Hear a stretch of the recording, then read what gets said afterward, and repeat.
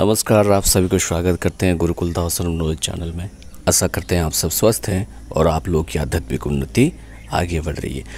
बहुत सारे लोगों का ये सवाल आया, मेल आया कि आचार्य जी, जो हम हनुमान जंजीरा का हवन किए, जो पूजा पाठ किए, यानी जो मंत्र सिद्धि किए आपका ग्रहण के समय में, उस हवन का राग जो बभूत है उसका क्या करें, उसको कैसे प्रयोग लाया जाए? क्या उसको पानी में विसर्जित कर दें या फिर आप उसको रख सकते हैं? चलिए, मैं आज हनुमान जंजीरे के बारे में, जो आपने हवन किया है उसके बारे में बताऊंगा, और कुछ भ्रांतियां हैं, कुछ जिसके बारे में मेल आ रहा है, मैं आप सभी को बताऊंगा। ठीक है ना? देखिए, पहली तो बात है, कुछ लोगों का विश्वास नहीं होता है। काम होने का बाद भी उनको मन में यही सवाल आता है कि क्या साबर मंत्र करने से कोई पाप लगता है? क्या साबर मंत्र करने से कोई दिक्कत होता है? साबर मंत्र से कोई आन दिया जाता है कुछ? मैं उसके बारे में डिटेल बताऊंगा आज। इस हनुमान जंजीरा का कुछ भ्रांतियों के जो है, उस भ्रांतियों में दूर करूंगा आप लोगों की मन से, और हवन की जो है राख है उसको क्या प्रयोग करना है उसके भी विधि में बताऊंगा।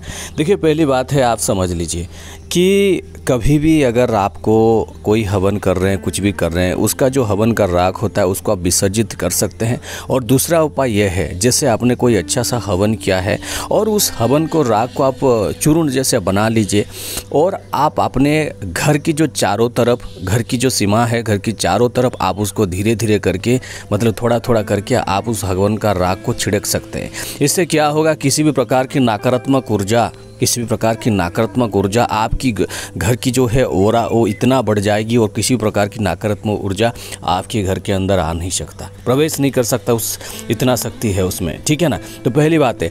दूसरी बात है, ये हनुमान जंजीरा का जो राख रखा है, हवन रखा है, उससे भी ये प्रयोग आप कर सकते हैं, ये कोई दिक्कत वाली बात नहीं है। और दूसरी बात है, कभी भी अगर हनुमान जंजीरा का आप लोग प्रयोग करते हैं, वो प्रयोग करने के बाद आप थोड़ा सा उस हवन का जो है बभूत है, राग है, उसको थोड़ा जल में मिला के उसको तिलक जैसा भी धारण कर सकते हैं। यह भी बहुत अच्छा काम करेगा। और आपको पूरी तरह से आप अपना जो कपाल पे जो है, माथे पे, उसको त्रिपुंड लगा सकते हैं। ठीक है ना? या फिर आप एक तिलक जैसा बिंदी भी लगा सकते हैं, कोई दिक्कत वाली बात नहीं है। ये बहुत अच्छा काम करेगा और आपकी अंदर एक अजीब प्रकार की चुस्ती फुर्ती आएगी और आपको महसूस होगा कि नहीं, इसमें सच में ही बहुत ज़्यादा शक्ति है। ठीक है ना? और तीसरी बात है, अगर बहुत सारे लोगों को ऐसा लगता है कि उन्होंने कुछ, जैसे उनका मतलब कुछ मंत्र जाप करते करते उनका अंदर कुछ नेगेटिव ऊर्जा आ गई है और उसके वजह से उनको दिक्कत हो रहा है, उनकी चक्रो इम्बैलेंस हो गई है, बहुत अच्छा है, तो मतलब बहुत अच्छा नहीं हो रहा है। ठीक है ना? तो इसके लिए आप एक काम कर सकते हैं, आप एक गिलास पानी लीजिए और इसके सामने बैठ जाइए, फिर हनुमान जंजीरा का 7 बार पाठ करिए, उस पानी में 7 बार फूंक मारिए। फिर उसके बाद क्या करें, थोड़ा सा जो है वो हवन का राग थोड़ा सा उस पानी में मिला दीजिए और उसके बाद उस पानी को पी लीजिए। ये पीने के बाद आप देखेंगे आपके अंदर में बहुत सारे शक्तियाँ आ रही है। यानी शक्ति मतलब आप जैसे फील कर रहे थे लो एनर्जी वगैरह। हालांकि ये साइंटिफिक प्रूफ है, जब हवन का जो राग भभूत होता है उसको पानी के मिलाने के बाद, मैंने देखा था एक वीडियो में, उसका जो pH लेवल वगैरह वो भी बहुत परिवर्तन हो जाता है और मतलब बहुत अच्छा उसका फल रहता है। ठीक है ना? तो ये शायद इसीलिए बहुत सारे प्रयोग में से ये लिखा गया जाता है कि इस प्रकार से आप प्रयोग करें, लेकिन लोग अक्सर इसको क्या करते हैं, फेंक देते हैं। मैंने बहुत सारे लोगों को बताया कि आप इसको रखो तो कुछ काम आएगा। ठीक है? और सबसे बड़ी बात है, और एक बात अगर मैं आपको बता दूं, वो आप बिलीव नहीं करेंगे। ये जो हवन का राग है जिसको आपने अच्छी तरह से बनाया है, उसको अगर आप उसी से अगर एक यंत्र निर्माण होता है, ठीक है, एक यंत्र निर्माण होता है कि देखो, जैसे हनुमान जंजीरा का तो कोई यंत्र निर्माण नहीं होगा, लेकिन दूसरे कुछ हवन का कुछ यंत्र निर्माण होता है, और वो यंत्र इतना शक्तिशाली होता है कि वो जो कवच है ना, वो कवच अगर आप उसको करके कवच बनाएंगे, कवच लगाएंगे, तो आपको बहुत अच्छा फल मिलेगा। आप सभी तो जानते हैं, जैसे लास्ट ईयर मैंने कम से कम 6 या 7 लोगों को रुद्र बिल्लोदल कवच दिया था। उसमें 3 चरण का प्रयोग किया जाता है। पहले तो एक वेल पत्र का ऊपर एक मंत्र लिख के उसको एनर्जाइज किया जाता है। दूसरी बात है उसका भोज पत्र का ऊपर एक दूसरा यंत्र मंत्र निर्माण किया जाता है। तीसरा उस हवन का राख से, जो हवन होगा, हवन का राख से उस व्यक्ति का नाम, गोत्र, ठीक है, उसको सब कुछ लिखने के बाद उस हवन का राख से उसको फिर से एक प्रकार की यंत्र का निर्माण किया जाता है जो कि बहुत शक्तिशाली होता है। वो 99% मृत्युंजय देव का ही हवन होता है और जिसमें एक प्रकार की जो है अमोघ कवच बनाया जाता है, ठीक है ना। उसी प्रकार से हवन का राख को आपको फेंकने की आवश्यकता नहीं है, थोड़ा सा ही तो है ना, घर में रख सकते हैं, कोई दिक्कत वाली बात नहीं है।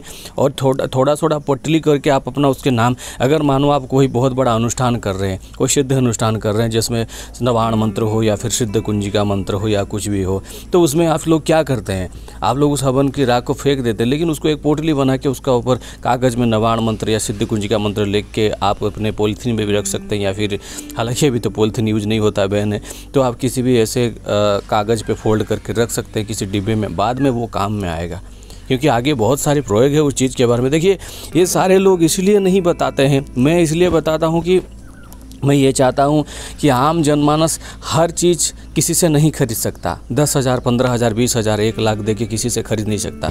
कल ही मैं बात कर रहा था, बहुत सारे ऐसे लोग भी हैं जो अनुष्ठान करने के लिए 3 लाख, 4 लाख, 5 लाख ऐसे लेते हैं हवन वगैरह करने के लिए। तो ये हर किसी के बस की बात नहीं है और ये सारे चीज़ आप धीरे धीरे करेंगे तो सही हो जाएगा। देखिए मैं हमेशा वही कहता हूँ, किसी ने ये कहा था उस दिन कि मेरे को ये दिक्कत हो रहा है, वो दिक्कत हो रहा है, मैं बैठ नहीं पा रहा हूँ। देखिए ये सारे चीज़ कोई पूजा पाठ से संबंधित नहीं है। इसके लिए आपको योगा अभ्यास करना पड़ेगा, बैठने की अभ्यास करना पड़ेगा, आसन सिद्ध करना पड़ेगा, तो धीरे धीरे वो सारी चीज़ अपने आप में ही घटित होगा। और आप ये कहेंगे कि मैं ठीक से बैठ नहीं पा रहा हूँ तो एक मंत्र दीजिए कि ऐसा है वैसा, ऐसा नहीं हो सकता। आपको पहले प्रैक्टिस करना पड़ेगा। कल 1 घंटा बैठते थे, आज आपको 10 मिनट बैठ रहे हैं, तो आपको 15-20 मिनट फिर से बढ़ाना है, कोशिश करना है। अगर कुछ दिक्कत है तो उसके लिए डॉक्टर के पास मिलना है। अगर आपको घुटने में दर्द हो रहा है, कुछ हो रहा है, कोई और भी दिक्कत हो सकता है, हर चीज़ मंत्र के साथ नहीं होता, ठीक है ना।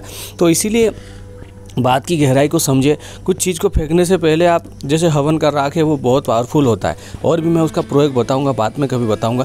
लेकिन पहला तो प्रयोग हो गया, इसको आप घर के अपने चारों तरफ अगर है तो आप घर के चारों तरफ इसको थोड़ा थोड़ा चून करके जो है छिड़क सकते हैं।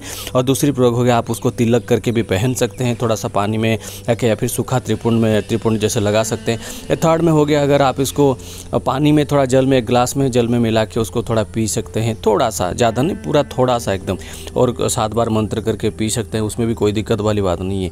तो ये सारी चीज़ इस प्रकार के प्रयोग होता है। देखिए और एक भ्रांतियाँ थी हनुमान जंजीरा को लेके, ठीक है, हनुमान जंजीरा को लेके एक भ्रांति था। किसी ने मुझे उन्होंने अपना एक्सपीरियंस भी शेयर किया है और उनकी एक्सपीरियंस भी मैं शेयर करूंगा, लेकिन मैंने सोचा कि वो उनको डिटेल मेल में समझाना इतना मतलब इतना समय नहीं होगा मुझे कि मैं समझा पाऊँ, और बहुत कम ही मेल भी अभी चेक करूँगा, आप लोग जैसे जानते हैं। तो उन्होंने क्या था, क्या साबर मंत्र जाप करने से कोई पाप लगता है? देखो ये साबर मंत्र भी, मैंने आज तक जितने भी साबर मंत्र का प्रयोग किया उसमें कभी आना नहीं लगा है, ठीक है। चाहे वो आप हनुमान जी का ओम नमो वज्र का कोठा देखे या फिर ये वाला हनुमान जंजीरा, तो इसमें पूरी तरह से तीनों को ये दायित्व दे दिया गया है कि श्री रामचंद्र, राजा रामचंद्र जी और लक्ष्मण कंवर और हनुमान जो ये दे दिया गया कि आप हमारे प्राण की रक्षा करो। तो इसमें कोई दिक्कत वाली बात नहीं है, ठीक है। और पहली तो बात है, मैं ये बता दूं, साबर मंत्र अगर ऐसा होता तो सभी जो जितने सारे उसका रचना ही क्यों गया? अगर इस प्रकार की साबर मंत्र तो विभिन्न प्रकार के होते हैं, जैसे बराटी साबर, कुछ साबर मंत्र में गाली वगैरह दिया जाता है, वो कुछ ज़बरदस्ती काम आया करने, लेकिन ये आप लोगों का काम नहीं है। गृहस्थ में वो मंत्र का जाप बहुत कम ही किया जाता है। वो सारे जो होता है ना, नाथ पंथ के लोग, अघोरी लोग, ये सारे बाबा काणीपनाथ बाबा, गोरखनाथ, ये जिनके सारे पंथ के लोग हैं, वो दीक्षित होते हैं अपने गुरु से और गुरु आज्ञा से करते हैं। और इसीलिए तो, नहीं तो अगर आप, मैं अभी एक ऐसा बराटी साबर जो मंत्र है उसको देने लगूंगा तो लोग हंसेंगे, बोलेंगे ये तो झूठ मूठ का बोल रहा है, क्योंकि ये मंत्र कोई प्रयोग नहीं कर सकता। क्योंकि उनको कुछ, अगर भैरव बाबा को कुछ आन दिया जाता है या माता रानी को आन जाता है, वो सब कुछ आन जाता है, वो दूसरे प्रकार का मारा है, तो वो चीज़ से हमें लेना देना नहीं है। ये जो हनुमान जंजीरा और सुरक्षा मंत्र, ये आप किसी भी पंडित के पास चले जाइए, किसी भी एस्ट्रोलॉजर के पास चले जाइए, किसी भी जो कुछ जानकार उनके पास चले जाइए, ये आपको दे सकते हैं, क्योंकि ये दैनंदिन वो भी जीवन में प्रयोग करते हैं। और कुछ लोग ऐसे माता रानी, माता लक्ष्मी की साबर मंत्र यूज करते हैं, जिसमें वो लक्ष्मी माई क्या, मैं भूल गया उस मंत्र को, उस प्रकार का करना नहीं। अरे आपका श्री तत्व तो श्रीम बीज का प्रयोग जिसने भी किया है उसको तो अच्छा फल मिल रहा है, तो बाकी वो साबर मंत्र वगैरह यूज़ करके इतने ये करने का क्या ज़रूरत है। तो वो एक दूसरे प्रकार का साबर मंत्र है। लेकिन ये जो है इसमें लास्ट में कहा श्री रामचंद्र जी लक्ष्मण का कवर हनुमान रक्षा करे, ये जो कहा गया है, तो ये इसमें कहाँ कुछ लगाया गया है कि हनुमान जी ये करो, नहीं तो ऐसा। ये सारे बहुत लोग जैसे करते हैं, इसका छाती फूटे माथा फूटे, ये सारे चीज़ नहीं है, ठीक है ना। देखो ये आपको पहले पता होना चाहिए इस चैनल में क्या क्या चीज़ दिया जाता है, तो उस हिसाब से भी ये साबर मंत्र उसी प्रकार से चलता है, ठीक है। आप सोच लीजिए कि साबर मंत्र विभिन्न प्रकार है, जितना हमारा डेप्थ है, जितना हम लोग करते हैं उसी हिसाब से आप लोगों को देते हैं। इसके लिए आपको विचलित होने की आवश्यकता नहीं है। आपको अगर भक्ति है तो हनुमान जंजीरा का प्रयोग कर सकते हो, अगर भक्ति नहीं है तो हनुमान जंजीरा प्रयोग ना करो। फिर आपने प्रत्यक्ष प्रमाण भी देखा है कि एक दिन में आपको बहुत कुछ मिला है, फिर बाद में अगर आप संदेह करोगे तो उसमें कोई लेना देना नहीं है मेरा, ठीक है ना। तो आशा करता हूँ ये वीडियो आपको पसंद है। वीडियो को लाइक करें, चैनल को सब्सक्राइब करो, ज़्यादा से ज़्यादा शेयर करें। जय माता रानी।